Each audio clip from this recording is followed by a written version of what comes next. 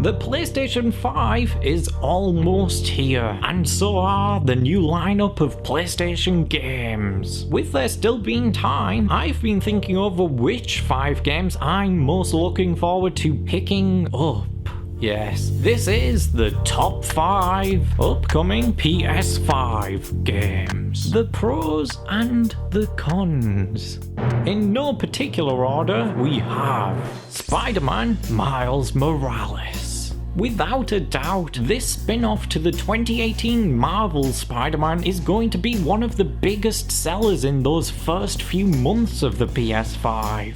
When upgrading to a new generation of gaming, a lot of us are initially intrigued to see how much bigger developers can make their games in scope, detail, and gameplay offerings. And Miles Morales has the open world, unique set of gameplay mechanics, and the attention to detail we have been looking for when it comes to making human faces and believable lived-in worlds. As to whether there'll be much of a worthy improvement over what was capable last time round, I guess we'll find out. What I'm hoping for is for the game to simply be as great in both its story and character work as 2018 Spider-Man was. The characters there felt real and vulnerable, crucially including Peter Parker himself. The story wasn't necessarily anything unique, but it did tell its story well enough to stand toe-to-toe alongside the first 2 Raimi films for me. Oh boy, that game made me feel. And not just in the emotional sense, but in feeling like Spider-Man as well. Miles Morales seems to be sticking with pretty much all of the game mechanics that made the first one so much fun, as well as adding in a few new moves and special abilities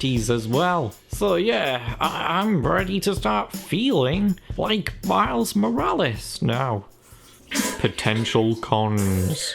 Unfortunately, we do live in a real world, and so the majority of the time, things don't always turn out perfect. And that goes for games as well. Luckily, I'm not too worried about Miles Morales. I'm sure it'll be, at the very least, as fun as the first game, and I do believe in Insomniac to bring Miles to life as best as they can. The one thing that does have me a little worried though is how worthy it will be as not only a standalone system-selling game, but also as that next entry into this Insomniac Spider-Man universe after the 2-year wait. I mean, we're all aware that the game is a spin-off title, and not a full-length spin-off title at that. The game being set in the same city and having similar main hero abilities could end up making the game feel just like an add-on to 2018 Spider-Man. Hopefully the writing and level variety is good enough.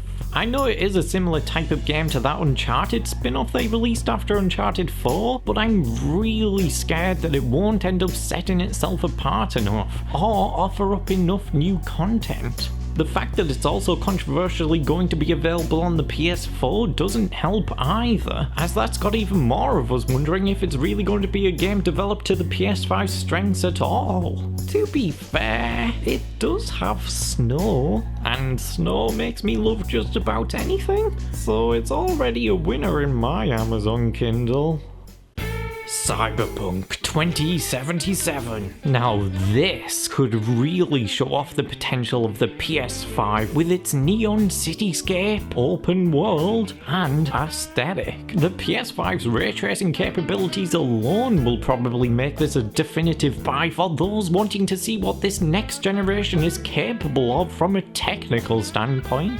It also supposedly has that bittersweet replay value, with promised multiple story threads, based on the type of character you pick, that is. Hopefully the character paths are at the very least fun, and feel individually unique in their own right, to avoid the game falling into the trap of feeling repetitive. But even if the story doesn't do much for anyone, the attractive nature of its graphics make this a surefire hit regardless. It is developed by CD Projekt Red, to be fair, and people adore the Witcher games they did, to the point where a lot regard Wild Hunt as the best game of all time.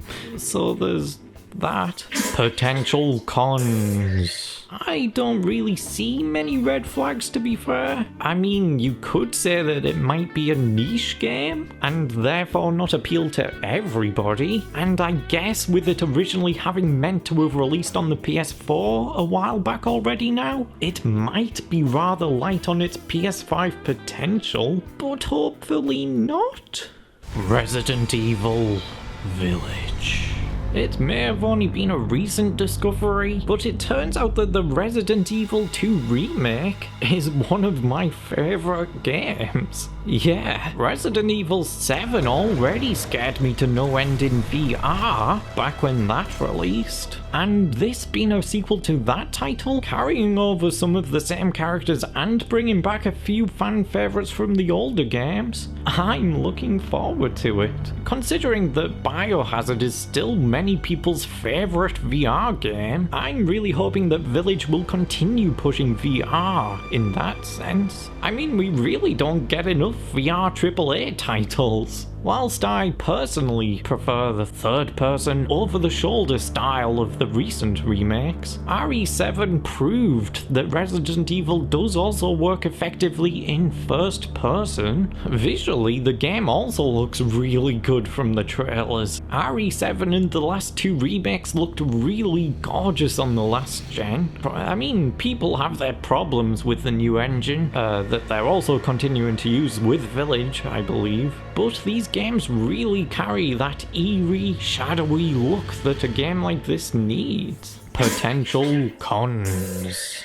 Not much to say here, but I am hoping that the story will be compelling enough to finish the game at least. I've no idea how the level design will be in this one, but I'm hoping they'll be offering a lot of puzzles, non-linear maps, and that consistent sense of impending doom that really make a good Resident Evil game good. Otherwise, it all relies on good story and clever scares, which I obviously do hope it also has as well. Ratchet and Clank Rift Apart. We haven't actually had a Ratchet & Clank title since 2016's reboot, and not a brand new title in around a decade. I mean, that's crazy. I have so much nostalgia for the first one on the PS2, and I've always found the arcadey gameplay and open level design to be some of my favourite. To be honest, I'm not really caring if the story is good enough here. I just want to be able to explore more colourful and varied worlds with fun enemies and collect more bolts and stuff. Because those are the things that I adore about these games. But then again, if the story's anything above decent, that would be a nice bonus. Potential cons. Like I said, these games work so well because of their already established gameplay mechanics and fun worlds. But obviously, with a new game comes new features. We'll have new weapons and new enemies and such. And they are offering up a few that look pretty cool. I mean, the portals look like an enjoyable way of keeping up the pace and preventing the game from feeling too repetitive. They've actually been talking this game up for the portals and how seamless and fast they can take you to new areas without the need of load screens, thanks to the powerful SSD of the PS5, that is. I'm just hoping that the new features won't end up being too gimmicky and that they don't try to move the pace along too fast to the point of ruining the fun exploration elements. I guess it's just all about good balance, really. And before we get to the last game, I thought I'd throw in a couple honourable mentions. Call of Duty Black Ops Cold War? The story looks interesting, but may not do a whole lot. I did enjoy the first Black Ops back in 2010, and I thought that last year's Modern Warfare campaign was a genuinely great time with some great performances and intense narrative choices. This looks like it's going to try to be a blend between those two, which should be a great thing, to be fair. Let's just hope it is. And my final honourable mention is God of War Ragnarok. I may not have played the first one myself yet, but I've heard nothing but great stuff, and the game always looked like my exact type of game as well. It looked rather character heavy between him and his son, and if there's a place for that story to go, then I'm all for it. Yeah, like I said, I'll probably play the first one at some point, and then I'll probably pick this one up as well.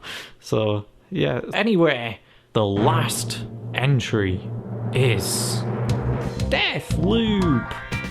One of the few brand new IPs that I'm genuinely excited about. It's a game developed by Arcane Studios, the same guys that brought us Dishonored, and this seems to be following in a similar gameplay vein to that, but with a new style and a less serious approach. I wouldn't say that I was a big fan of the Dishonored franchise, but I definitely really enjoyed the two that I played. In fact, the gameplay was so fun and smooth and addictive that I actually platinumed both games. I could instantly tell that Deathloop was an Arcane Studio game, going by the identical gameplay itself, and I love the aesthetic here, even more so than the dark and gothic look of Dishonored. I really appreciate having light-hearted titles like this with some humour and that don't take themselves too seriously. I just really like the concept of this game, being stuck in a time loop wherein the only way to break out of it is to assassinate all 8 targets, whether you choose to do so stealthily, all guns blazing,